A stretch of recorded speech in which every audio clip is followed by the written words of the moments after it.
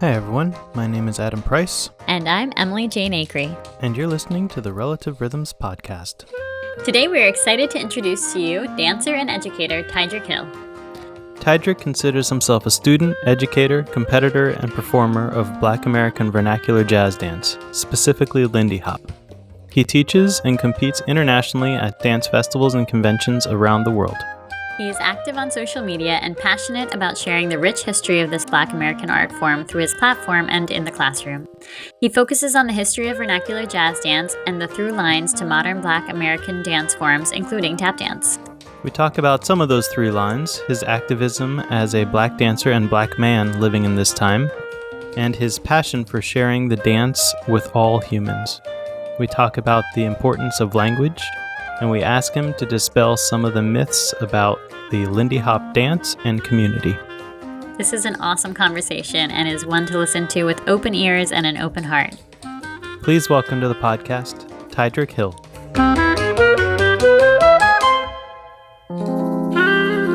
Tyedric Hill, welcome to the podcast. I'm happy to be here. Thank you for having me. For those of us who aren't familiar with your work, can you just give us a super quick, superhero backstory about how you came to your art form? Yeah, I've been dancing since I was 6, but I grew up in Dallas, Texas. I moved to Ohio and kind of got divorced away from the community that I was dancing with, which is my family mostly. Randomly, when I was 21, I was taking this girl out on a date. She mentioned that she liked dancing. So I thought I'd be impressive and show her that I listened. And for the next date, I tried to surprise her by going dancing. And I remember there's an organization in my city they go by Swing Columbus. And they organized a dance to live music that following Tuesday. So it was the Rick Brunetto Big Band. And they offered like a 30-minute taster lesson, and then you go off and you dance. And I remember dancing, kind of running around in a circle. I was trying to copy what I was seeing other people do. Because, you have the taster lesson, but because of my experience dancing, I figured I picked that up pretty fast. So I thought, like, I'm hot stuff, And so I'm trying to watch and copy and figure stuff out. And I remember I had this moment kind of going around in a circle with this girl. And I was like laughing. I'm having fun. I just realized, like, this is fun. I'm having fun. I like this. I want to keep doing this. So that's how I got started. And it took about 2 months. I was hanging out. One of my friends and teaching partners, Victor Lillard. At that time, we were both doing lindy hop just casually as a hobby. But he was helping out. He was leading the swing dance club in the university. And I remember he mentioned, like, oh, but this is it's rooted in Black history. It's a Black art form. And I was like, I didn't know that. And he showed me Hellzapoppin'. And what's funny is Hellzapoppin' is this old routine. Obviously, it's Frankie Manning and Whitey's Lindy Hoppers. They do the whole air steps. It's a great routine. It's wonderful. But I had seen that clip before a whole bunch of times, but I had not reconciled that is what I was doing. With, Interesting. For 2 months. But I remember I saw that clip and he showed me another clip, which was A Day at the Races. And I had something like a spiritual experience watching A Day at the Races. The singer, she's singing about how all God's children got rhythm, and the children, their clothes they're tattered, and they're all dancing and singing and playing music in this barn. Wow. And at the end of the clip, people put on blackface. So there's a lot of, you see the socioeconomic situation of Black people right there. Poverty, racism, it's there. And yet somehow in the midst of all of that, they can sing about how they have a divine right to joy before God. All God's children got rhythm. Maybe they don't have money, maybe they don't have shoes, but all God's children got rhythm to push away their blues. And that really spoke to me. That sat with my spirit in a way that made me feel like, okay, this is my birthright. I have to do this.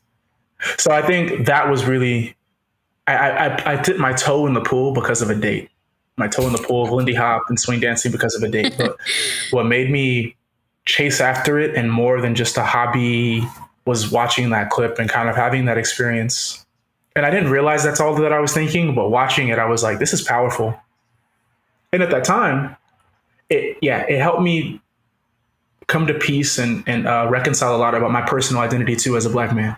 You said you were dancing as a kid with your family. Were you dancing like swing? What? No, man, no, not at all. So my mom. So I grew up. I'm the oldest of 10 kids, and Wow. we grew Big up family. really poor. My mom had me when she was 17, got pregnant with me at 16. Wow. So she didn't really have resources. Yeah. And because of that, she would always say this, that her greatest desire, she'd know that she succeeded as a mother if we could make it through high school, graduate without, being killed or going to jail. She was like, if I can get you guys to graduate without those two things, then I did my job. We're good.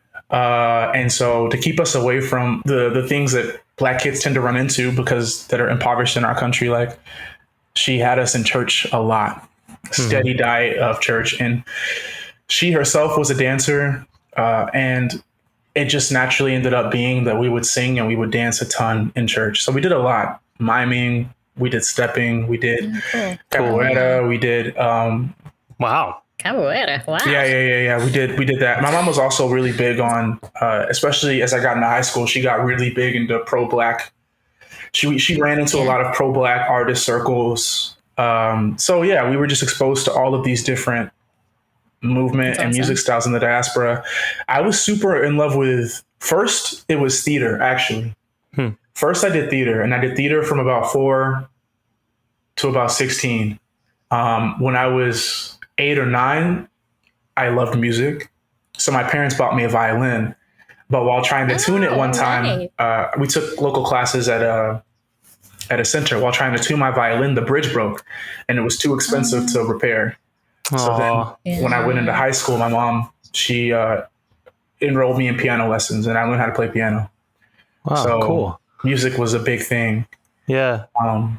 And basically, I think especially in high school, because of that influence of her always trying to push us towards the arts, and my stepdad also being super into the arts, I had a steady diet of theater, of music, and of dance.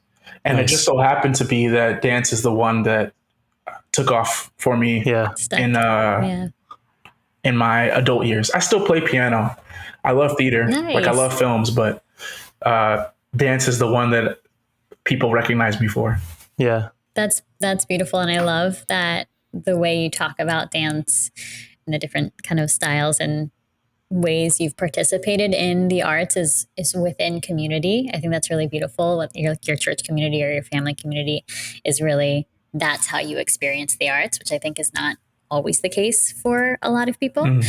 That maybe dance or music happens like in a studio or in a room, and it doesn't necessarily happen alongside other humans that you're living with and experiencing life with. So I think that's really beautiful. Yeah, I think I always wonder, like, I check back with myself about what makes something that I'm doing worth doing. Like, why be a dancer instead of studying to be a doctor? What I settled on and what I saw a lot in the way the dance was practiced is that it brings people together. It is normally celebration and community.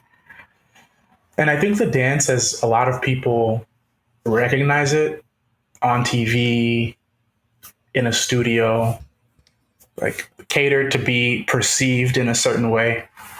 That's a valid facet of dance culture for sure. But I think it's more of a reflection of our culture's relationship with capitalism than it is with the human reality, the human motivation to do any of those things. Like, we make music, we sing, and we dance to celebrate because we're happy to be together, to express something, to share something, So for me, I think I know a lot of really talented movers who, I think because of the way dance is shared, which is primarily through those businesses, a lot of people have this relationship with dance that is solely about the exhibition of what one person's body can do. And then people are left feeling less valid in a space because their body doesn't reach a certain, my body isn't that fluent. I can't flip over my head this time. I can't do this many pirouettes this way. Not to say that the working towards the technique and having the ability to do those awesome things with your body is dope. But I think dance is also beautiful because our bodies are such a fragile medium, and we're not going to be able to do these things for forever. Like, you may be able to do a really cool double backflip now, but in 10 years, in 20 years, we'll slowly lose that ability. Our joints will weaken, our teeth will weaken. It happens, we age. And so there's like this temporal thing of time and then the temporal thing of our bodies, and we push it to the edge and we express something. And I think that that's beautiful. But I think we also, when we put the focus on the cool stuff, we lose sight of the human in front of us. We just see the movement, you know? And that's a fear that I have. And something when I tell people that I teach dance, I'm almost remiss to say that I think I teach like about culture, about history, about how to be a person, because I think these are the lessons that dance has taught me. I think I teach those things more than I teach movement. Yeah. Can you talk a little bit about what that looks like in a class or a workshop setting of yours? Like, obviously you are hired to go to these festivals to teach technique, right? Yeah. So that also happens. But can you talk a little bit about how you encompass and embody that within your classes as an educator? It's interesting because with Lindy Hop, at the casual level, when you're just social dancing, it's not a physically rigorous task. I think a lot of people don't take care of their bodies. So it's interesting because I talk about what I just did, but I lead a pretty intense warm up. We really stretch and we move the body. And then I talk to people about why we move the body, why I play the music that I play. And I'm always talking about what it is that I believe in. Let's say we talk about, we're talking about partnering and a technique of how to move your partner from point A to point B. We talk about the conversation in that. I share my perspective. I share what you think, or I share how to do the thing, but I also share why we do the thing. And I'm always talking about the why. For me, it's more important for students to understand why than how. If they know why, they can construct how, they can engineer how. That will come to them. Sometimes I can help, but really, when it comes to how, a lot of times what students need is you need to tuck your core more, or you balance this way, or, you know what I mean? And then they just put reps on that one little bit that you gave them. I don't have to sit and elucidate for an hour for them to know that. Right. So I think the greater part of the class, I give little points here and there about how to move, but the greater part of class, I'm trying to convince my students about why it is that I'm teaching them the thing. And normally that always rounds back to all of this music you heard house music and hip hop in the warm up. You didn't hear jazz. Why is that? Or you didn't hear what you think jazz is. Why is that? Well, I think they're all connected. If I teach shuffles and flaps a ton, just connected to tap dancing. And then why is that? Because jazz is, I don't view myself as just a Lindy Hopper. Lindy Hop exists in an umbrella. And when you watch the people that were performing, the swing dancers that performed back in the day could do way more than just swing out. They have to do more. If you talk to Sonny Allen, you talk to Frankie Manning, you talk to Sugar and Barbara, who are all elders who are still with us. Oh, I guess Frankie Manning isn't with us, but the other elders are still with us. They'll talk to you about, well, you have to do more than just swing out. You need more than one act. And for me, I view myself as more complete. I have a more complete experience of a thing when I don't hyper focus on one side, but I recognize that all of the things are connected. So I always try to teach my students, especially like flaps and shuffles, and then to push them down the line, because I'm not a tap dance teacher. My goal as a teacher is to try to incite curiosity. And then hopefully when you leave the class, that's where the real work is done. It's not done in class. It's done on your own. So if I can excite somebody about an idea, excite them with a why, then I hope that they will do the real work of learning on their own. Do you know what I mean? Yeah. I think teachers are more like mentors, more like guiding posts. Here's a remark here. That's a drop. That's what you need. And students really are the engine of their own growth. Yeah. I don't know if that's clear, but that's the way that I think about things in my classes. And sometimes, especially with older people, the way that I teach is kind of controversial. Like, I've gotten feedback before through other organizers that people say I'm not ready because I don't teach moves. But I don't think that the community needs moves. at least the swing dance community. I think there's plenty of people that can do really cool flips and turns and stuff, but they don't really dance. I don't see their heart. I don't understand the reason for any of that. They don't know how to tell a story to music. Like if I told them to interpret a saxophone in one phrase versus another, they might do the same thing with their shoulders. There's no release or contraction or any of that because they don't understand that. And nobody taught me those words. I've developed that language as I've learned, but a lot of that I picked up naturally by just existing in community with my people. It just, those things naturally come. You're saying that they're not listening? I don't think that they listen necessarily. I don't think they listen to the music. With Lindy Hop, with swing dance in particular, when they teach musicality, wait, can we compare and contrast? When I say musicality, what? This is great. Let's have this conversation. What does it mean to you? When I say musicality, for both of you, Adam, you're a musician. Emily, you're a tap dancer. So what does musicality mean to you? And I know that's broad, but in all the ways, if I said that, what do you think it is? And I'll tell you what we typically explain in our class in swing dance afterwards. Go ahead, Adam. You want to start us off? I don't think I ever really used that term, to be honest. I don't really like it very much because it's so ambiguous, I guess. But I would say to be able to like really listen and put your soul into the music. It's deeper than just, the eighth notes or the, you have to get past what's written on the page and then put something into it, I would say. Yeah, I like that. Oftentimes, and this has been a journey for me, Tyedric, going through working with Adam and just kind of diving more into this side of tap dance. And it is one of these terms that people say, oh, musicality. And it's like, what, just like you said, what does that mean to you? Like, what does that mean? For me, when I try to use it in class or when students will ask me about it in class, I don't think I usually use the word a lot. But I try to explain it like embodying the music, right? We are a visual or should be a visual. And as tap dance, we add to the music, right? So first of all, we have to understand what's happening with the music, which takes time and study. And then we have to be able to embody it. And what does that mean? What are we hearing? What are we picking up on? What are we emphasizing with our movements within the music, whether it be different instrumentations or different rhythms that are happening within that? And then how do we as tap dancers, if we're in an improvisational sense, how are we choosing what we are playing? And does it add to, elevate, or completely distract us from the music that is playing? I love both of those answers, and I'm inclined to agree with both of you.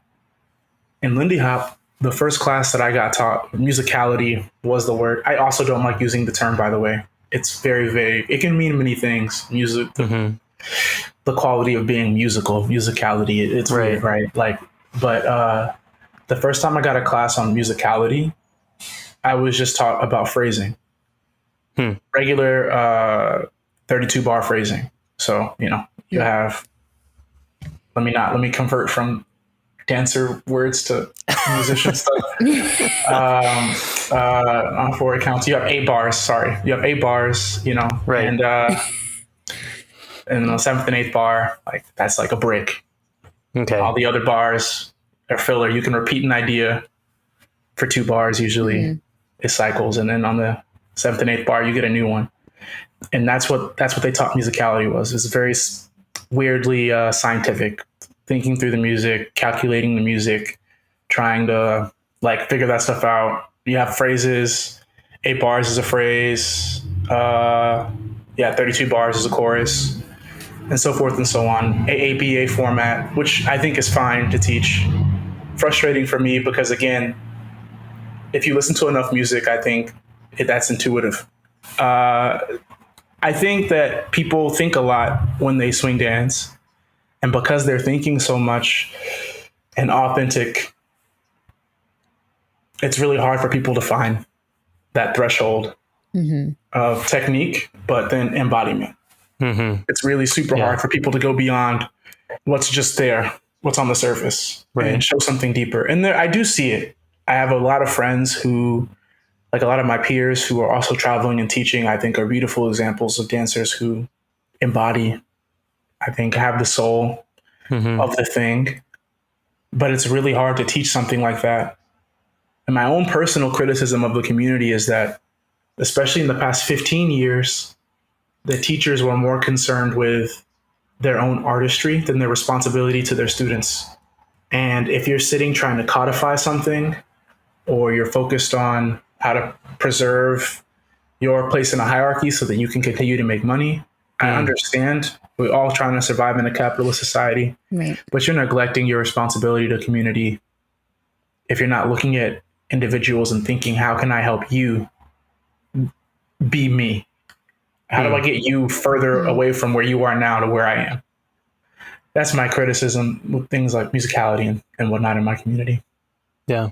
What I feel like is maybe challenging within the swing dance or Lindy Hop practice is that it is, for the most part, improvisational, right? It's up to the lead to lead and the follower to be a good follow, right? But it is, you may have a form and here's your basic step. But other than that, it is all improvisational. And for us, for tap dancers, we learn who learn in like a studio setting, this Western kind of like studio setting, which is not where tap came from. It's where it is now in our culture. We learn step, step, step, step, step, and choreography, just like all choreography. And even if we do have some improvisation in a studio sense, it's like, maybe you go around the circle, maybe you take like a phrase or, crazy, a chorus, I don't know, wild. Yeah. And beyond that, there's no practice in this. How do I actually listen to and embody the music? Because I'm just doing steps. So I feel like almost in some way it might be harder. Like you said, you think that a lot of dancers maybe are thinking too much. I find that all the time when I ask my tap dancers to improvise. They're like, I can't even think about listening to the music because I'm so worried about like, what step should I do next? Like what new step? What did we learn today that I need to practice? Like what step, that it's like so far removed from being like, let me listen and respond. I don't know if you have any thoughts on that or. Yeah, my thought process is that people are too busy. Really quickly, there's one thing with Lindy Hop, there's lead and follow for sure. But I like the idea that the dance reflects the music because the dance wouldn't be anything without the music. And in the music, there's call and response. And, the bassist may have an idea, the drummer may have an idea, and then whoever is on the head, whoever's soloing, may hear that and reference that in the middle of what they're doing, It's very collaborative. Even if the person at the head or the person that's soloing is the center of attention, they're still responding and flowing with each other. I think that lead and follow is similar to this. I look at myself when I'm leading, my lead is a question. And I have a follower's intention or a follower's mindset that I'm prepared. On one hand, I have the neck shape. I have where the music is leading me because I'm usually relaxed. I don't do a lot. If I do a really fancy thing, that'll happen 2 or 3 times in a dance, maybe. Before a lot of times I lead really basic things and I let my partners fill it out. And I dance in my own body. I dance in my own body to the music. When my partners see that, they're dancing in their own body. And then we're really having a conversation, similar to the way musicians interact. And I think in my time, because I'm not just a Lindy Hopper, I do house and hip hop, and I'm learning a lot of other things. Like I'm learning tap. It's happening slowly. Yeah. But we're picking it up. And I think when I listen to music and I try to improvise, the process is really similar. The idea is just that I don't need to fill up every single 16th note with ideas. I can stop and I can listen. The music is my lead. Where is it taking me? And not everything is It needs to be the super complicated lick. One of my favorite tap dancers to watch. I got to work with Thomas Waddleton and Reich in Thailand in Bangkok in September. Oh, cool. And and they had this thing where they were kind of going back and forth, and it was really cool. It was really cool to watch them because they do such a good job with just relaxing. It's like, here's a breath and a lick, and then here's a breath and then and then a breath, and then I'll show you, like, this is technique. I have it. Relax. Yeah. But it's like expressing the music. All of their technique is employed towards the goal of, I want to express the music, Yeah. And I think they do such a beautiful job. And so as a Lindy Hopper, as a dancer in general, I think that for people to get better at improvisation, they have to relax and wait for a feeling to come. House dance taught me so much, because in house, the soul is everything. You can do the most complicated stuff with your feet, but if you have no soul, people will walk away. And I remember my teachers and my friends saying, Tyedric, you just need to go to the club, go to a corner, close your eyes and listen. That's it. You don't need to dance. You need to relax and listen. And so I put my heart there. And that perspective has really, really opened up everything in other areas of dancing as well. Let me stop and listen first. And I'll just give a little bit. And I'll give a little bit until I really have an idea of where the music is taking me,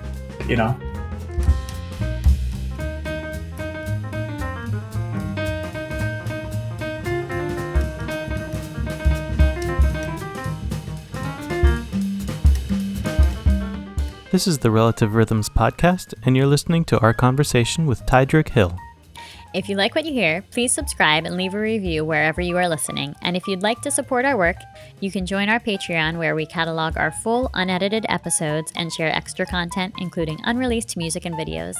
You can also check out our brand new store, where you can get Relative Rhythms merch. Pick up a t-shirt and show off your nerdiness. Go to relativerhythms.com. Thanks for listening, and now back to our conversation with Tyedric. Can we maybe back it up, and because I'm not a dancer at all. I know nothing about this world, even though I play for a lot of dancers. Can you explain the difference, if there is one, between swing and Lindy Hop? Oh, I love this. The plain sense is that swing dance is a term to describe dances that you do to swing, that genre of jazz music that was really popular in the late 20s and into the late 40s. And so collegiate shag is technically a swing dance. Balboa is a swing dance. Charleston is a swing dance. One might say the tap has when you dance to swing, that's an era. It has that era in its music. Lindy Hop. And so swing dance is kind of it's like a umbrella term. Okay. The reason why I don't like to say swing dance when I'm talking about the art forms that I'm speaking of is, if you Google swing dance, the images that come up, you have like white people in suits, or they look like they're like in suspenders and bow ties and shorts with socks and dress shoes. And it looks more akin to somebody playing pretend in the past than it does to, I get that image of, this is just like a cute hobby. This is like Civil War recreationism, reacting to Civil War, versus like when you Google Lindy Hop, what you'll see Whitey's Lindy Hoppers, Frankie Manning, Al Minns, Leon James, Norma Miller. And it kind of points you more towards the culture and the history and the community that this art form came out of. Why that's important to me to preserve is that capitalism wins when we buy into the label that was given by businesses. Capitalism wins because it divorces the art from its culture and its community, and the art simply becomes a commodity. So I say Lindy Hop, and I insist on Lindy Hop or authentic jazz in the way that I speak, because I'm like, in my mind, fighting a silent war of ideas against just the engine that would like to divorce the art form that I do away from its culture. And when it loses the culture, it loses the values. And when it loses the values, it becomes something else. And I think we all suffer because Lindy Hop, as it exists in that culture, like I told you guys before with the Day at the Races, there's such a human lesson to be learned there. one thing that I stress in my classes a ton is that you can't buy your way into this kind of experience. You just have to be it. And jazz is demanding of you that you come as you are, and that you will bring that. I want to see that. I want to see who you are. I think that when people are encouraged to express themselves in that way, jazz or dancing becomes movement therapy, and then we see the benefit. This is why this kind of thing is important. People get some kind of catharsis from moving together, from living together in this way. But we lose that. We lose our connection to that when we say swing dance. In my mind, it becomes about the costumes. It becomes about like, oh, how accurate is the music to the era, and it becomes about steps and less about soul and embodiment and community. And I don't think that the culture then was so focused on the things that we're focused on now, not in the way that we are. It's interesting because maybe they had the stuff that I'm talking about, but it was just not spoken of because that was just what people did. Nowadays, I think we have to really fight for it, especially because we're divorced from the origins of this thing by time and a lot of times by culture. Yeah. That makes me think, Adam, of our conversation with Travis Knights, who's a tap dancer from Canada. We had him on the first season, and he had done a podcast. He's also a podcaster. Had done a podcast about changing the name of tap, right? Like changing the name of tap. And there are some musicians who don't prescribe to even the word jazz, say Black American music instead, and say that we should all maybe adopt a language that, like you said, refocuses us on the origin of these art forms. And that's really interesting to me. I think as a white person coming into a Black American art form, I didn't learn about that right away. Yeah. You know, I had white teachers, and I'm a white person, and we came up in a rural, mostly white area. And so it's taken me a long time to discover a lot of these things. And so I am really intentional in the way I speak about it, but I still use these words like jazz music and tap dance. And it super makes you pause. It's super interesting. I like this conversation. I made this post recently about how I think kind of criticizing people in the Lindy Hop community that are getting more into solo movement, vernacular or authentic jazz, which is the root of and the foundation of hip hop, of house, of all these things. I see them kind of, oh, this is R&B dancing, this is bebop dancing. I'm like, I don't think those terms serve anybody. First of all, we have the like probably 60% of our lexicon is just doing tap without the taps. 100%. Right. That's just a fact. The shim sham is one of the first vernacular jazz things that I learned. It's a tap dance routine, and you learn it without the taps. So already when we create these borders between things, we're narrowing our vision, and I think we're already preparing ourselves to have a less authentic experience than if we just acknowledge that everything is connected. And part of my reasoning for saying that everything is connected is this idea. Duke Ellington didn't like that it was called jazz. I remember seeing an interview where he was saying, but why do you keep using that word? I'm just making music that I like. And then you go forward, 40 years, Miles Davis is saying the same thing. I'm not a jazz musician. I just make music that I like.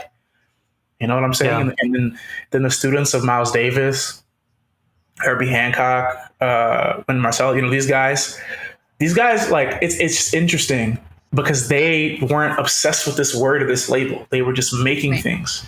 Yeah. And they employed whatever techniques were necessary to help them make the thing that they wanted to make. And so my perspective about everything being connected, and maybe especially for people who want to learn jazz, it could be really helpful for us to low-key release ourselves as labels. Because I suspect more and more that the originators of this thing were not fighting for labels. And I have evidence to believe that labels are imported.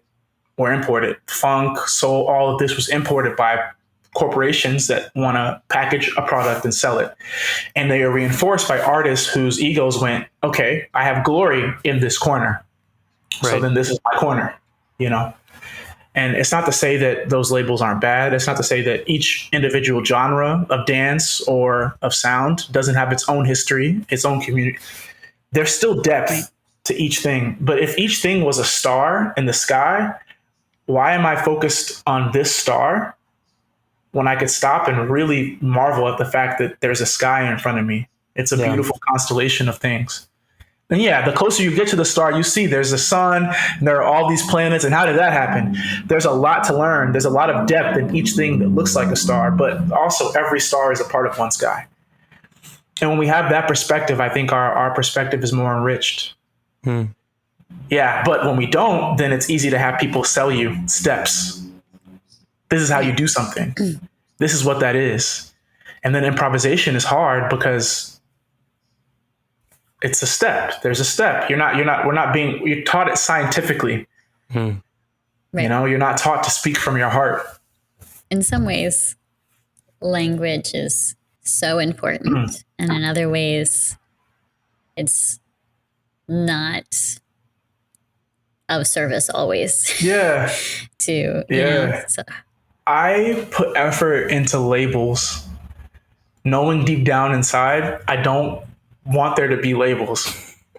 But I understand that I live in a world of labels. So if we're going to play that game, then I'm going to wage a very specific war to make sure that the soul of something that I care about is preserved. Right.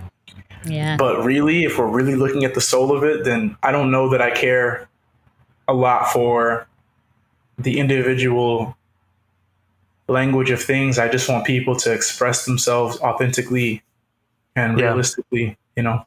Yeah. Is Lindy Hop, are you calling Lindy Hop now, like, does that include like Balboa and like Charleston and things like that? No, or is that not at all. When I'm talking about the family, I say authentic jazz usually. Authentic jazz. Okay. Yeah. And in my mind, that includes tap, that includes Charleston, that includes flash acts, that includes Lindy Hop, Balboa, Charleston, whatever. Just like the stuff that the movement that exploded in the jazz nebula, I kind of naturally refer to that as authentic jazz. I've had conversations with dancers, and there seems to be very strong opinions on this. Can you dance to bebop music? Yes. Oh my gosh. Yes. Oh yes, you can. Oh my God. And if you can't, it's because you don't have sauce. Like just admit, like you're not good enough to do that, but you can. If I hear a triplet and that beat is consistent, swing, I can impose swing on that. Yes, 100% in my body, in my approach. So the reason why I believe this too, and I think, Emily, you would agree, rhythm also exists in the body of the dancer. You're not just responding to what you hear, you exist in what you hear. You're a part of the music. So swing, like swinging it, is a part, that's your rhythmic approach as a dancer. You can have that approach, and that can be just how you approach the music from just your perspective. So I can swing. And if I'm throwing in, rhythms here and there, and I'm swinging in my pulse and in the way that I'm connecting with my partner, 100%, I can dance to bebop. Bro, you give me something in 5/4, I'll swing out to it and I'll make it work. 100%. 100%. I think that now there are skills that I think you have to work on, or maybe you just listen to music and then you can feel it, but it's there. It's there. You can totally do it. The problem is that people are taught jazz in such a formulaic way. Like, I'm just going to go back to my dancing terms. I'm sorry, guys. Here's 3 8 counts, and then on the last one, I do something different. I change it up. Like AABA format. It's got to be like this. If it's not that, or if it's not a 12-bar blues, then get out of here. I don't know what to do with it. That's bullshit. That's dumb. No. I don't get it. You absolutely can if you feel it. But are you connected to the soul of the thing? Are you listening to the music? Or do you just expect a formula by which you can superimpose tricks or ideas that you've been taught? That's it. Little rant over. I totally think you can dance to bebop. And I love dancing. Charlie Parker goes crazy. Mingus goes crazy. Like, I love dancing to these things. And I'll dance I'll dance like solo to it a lot, but I could definitely dance partnered. I personally think you absolutely can. And I'll swing out to Art Blakey and the Jazz Messengers, man. I'll swing out to Mingus, to Parker. You can't. Come on, man. There does seem to be some very strong opinions about the style and the tempo that swing music can be played to dance to. The reality is, in the Savoy Ballroom, what we have, Norma Miller used to say, like, quit slowing my dance down. Quit slowing it down. You know, people are like, oh, but it's comfortable to social dance at this tempo because you don't have to work so hard. Instead of just getting good and being able to speak at that. But in the reality is that in the Savoy Ballroom there was a ton. It wasn't just swing music. They had foxtrot, they had rumba, they had fast songs, they had slow songs, they did blues, they had rip and lindy hop. Like it was all there, and people would show up and they would dance to all of it. And maybe if there was a song they didn't like or that they couldn't connect with, they'd go and they'd have a drink. But that's one thing that the lindy hop community has gotten totally wrong, and that's something that's keeping people from an authentic experience of the art form. Is that they're trying too hard to curate what is coming to them instead of responding to the music. And very rarely does the dance dictate how the music is supposed to happen. The dance is always a response to the music. The music is the call to the floor. You know what I mean? So where did dancers get off on telling musicians how exactly they're supposed to do things? And then you know what happens? Musicians are like, cool, I'll just play my little thing. It exists in this box and I'll do that on autopilot because I can do that on autopilot. So they're not living an authentic experience. And if the musician isn't going anywhere, how do you expect the music to carry you somewhere? It can't. You won't go anywhere because you don't expect that. Another pet peeve I have is like dancers don't interact with the musicians that care. Like musicians that really care and they're really soloing, or like my friend Ayal will like look at a musician and really look at a dancer and really try to solo at them. And the dancers just totally ignore, like it could be a drum machine for all they care. Like this person is not literally giving their breath to you. That's your landscape that you get to explore movement in. That's their life force is coming through a horn. Their life force is being, they breathe, and that allows their muscles to move on a bass, on a piano, on the drums. Like we respond to that. We don't get to dictate the boundaries of what is or isn't appropriate. We just wait and respond. That's the way it should be as dancers. That's at least what I know culturally. Like that was church. Like the room responds to the musicians. It doesn't matter. The pastor could be saying something like trying to wrap the sermon up, and if the musician gets riled up, then we're dancing now. Like that's it. That's what we're doing. That's what we're doing. You respond to the musicians. They're the MCs, not the other way around. And this is something that the lindy hop community has gotten totally wrong. I get it because organizers want to sell an experience. So to have people come to these big festivals, people aren't going to come if they don't feel like they had a good time. And it's like this customer's always right mentality to the culture. Yeah. But to that, I want to say, bro, like I said, you can't buy your way into the experience. Get in the room. And then instead of trying to cater the experience, why don't you just stay open? Stay open to what's going to happen. I guarantee you we'd all start having a much better time if musicians could actually get off the way they wanted to get off. Because we're going to feel inspired by that. And the musicians are going to feel appreciated, so they're going to give more. Yeah. And so then we give more, and we all have a better time. That was totally worth the money. Yeah. It's not to say that there won't be some songs that are, a relaxed tempo. But man, it's frustrating.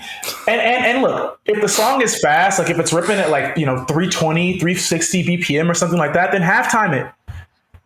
You don't have to dance so hard. You don't have to run around so much. You don't have to be so big. There are ways to engage with the music in order to survive. But we don't get to dictate what the musicians do. Do you know what I mean? That being said, I think there's a balance. Because there are some musicians that I've seen, and they're more concerned with, it's like the music version of doing too many steps. Like that's not appropriate for the soundscape or where we're at right now. Like, why is all that happening? Do you know what I'm saying? Mm-hmm. Everything is in taste. I don't know. Yeah. One of my friends is a really talented musician. This guy is incredible performer. Actually, I have a couple musician friends that are like this, but they treat it like a concert. And this is the other thing, because jazz music has also been corrupted by capitalism. There's a choreography of sitting down and listening to the music. You listen to Barry Harris talk about where he learned from. He learned from the best musicians. The best musicians were in dance halls. The music and the dance grew up in concert.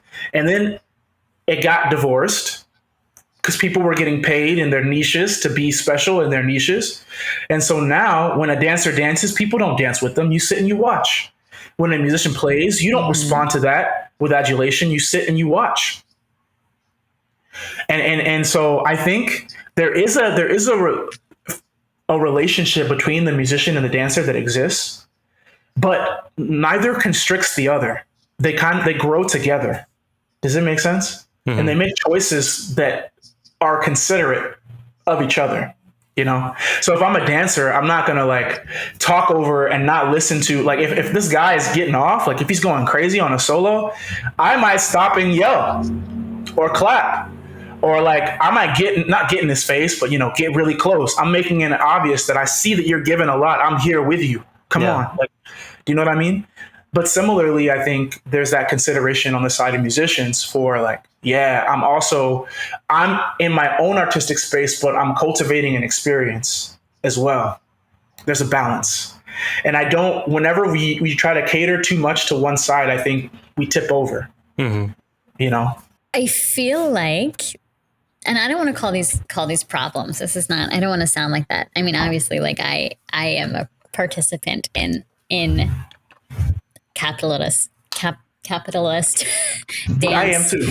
world, right? Yeah. Like it, but so many of these things that we talk about as challenges and trying to solve would just be cured if we brought it back to the purpose is not to perform. The purpose is to celebrate life and joy in a community. That means the community, the dancer, the people who are dancing but just want to dance in their seat, and the musician who's making the music, and the people who walk by and watch. It's in we've created this like us versus them, audience versus performer, musician versus dancer, this whole thing.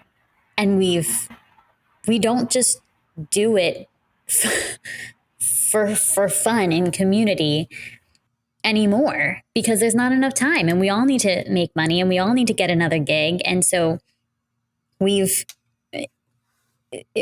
lost a lot of these connections and relationships that are natural in this authentic jazz circle of life. you know, and I don't know how to. Yeah, I like this idea of that you brought up of us versus them, audience versus performer. One of the projects that I'm involved with, I work a lot with Latasha Barnes. She's a mentor of mine. And she has this project, the Jazz Continuum, and it's really interesting. First of all, the language, we're not allowed to call it a show. She says it's an offering. She never a show. She's quick to correct everybody, including us, if we ever say show. She's like, it's not a show. And we have our dramaturg and also a dancer in the project, Melanie George. She comes out at the beginning of the project and she says that they didn't curate a show for the audience. They're inviting the audience into a space of community. And then we kind of go on, and sure, it's improvography is what she says. There's choreographed parts, and we also are very willing to roll with each other. It's very fun. But we essentially just have a party on stage. And I feel like that's got to be what it is. And at the end of the show, it culminates in all of the dancers and the musicians kind of having this improvisational cipher together. So we'll all go out, we pick a musician, and then the musician will solo, and we respond with whatever dance form we have. And there's hip hop, there's house, there's locking, there's lindy hop, there's tap, footwork, and all of it. And it's really fun. It's really beautiful. And then if the vibes are right, normally the audience they've been yelling, they've also been dancing, they've been pointing or whatever. So if it's a really good audience, we invite them on the stage, and then we all party together. Nice. And that's awesome. That doesn't happen every time, but I'd say 60% of the time it does. I feel like something like that, not so formulaic, but I think something like that is representative of of what it has to be. The relationship between dancer and musician has to be. Both have a lot to give each other. There's so much inspiration. When you listen to the music, when you just listen, you take time, there's so much inspiration. Musicians put so much time and effort and thought into their approach. And I tell my students, you're social dancing with the musicians too. You're social dancing with your partner, you're social dancing with the room, and you're social dancing with the musicians. Like, you guys give energy to each other. If it's like a conversation, if they don't feel like they're being listened to or responded to, they're not going to give you anything. And so I think when we have that kind of, we're both on the edge, we're both rearing to like meet each other, that's the best. And then we don't need to have rules about how fast or how slow the music is, because when everybody is like, or if it's jazz, or if it's, if it's swing, if it's bebop, if it's something else, like when people are sold, when they feel the soul, when the spirit reaches them, it doesn't matter, bro. You go and you get down when the spirit reaches you. And that's the thing. We need to make the spirit the goal. I love what you said about that. It's not audience versus the performer at all. We work together in concert. We're both having an experience together of each other. Yeah. Yeah.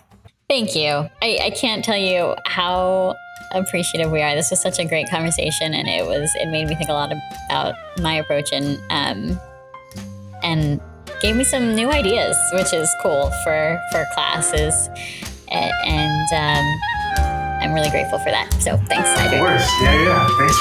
Thanks for having me, man.